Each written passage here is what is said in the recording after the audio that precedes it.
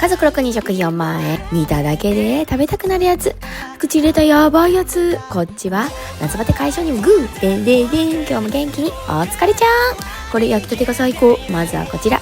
毎日暑くてしんどい。夏野菜がありすぎてごまっとう。それならこれはどげん。ナス、キュウリ、長芋、オクラ。夏野菜たっぷりでピリッと生姜のタレに漬け込んで、カラフルも追加したら夏野菜山形のだし風。さあ冷やしてだんだんだだだん。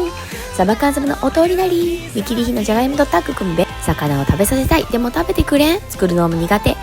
それなら缶詰使おう。サバ缶の独特さが苦手っちょ声もあって、そういう時こそこの組み合わせやってほしい。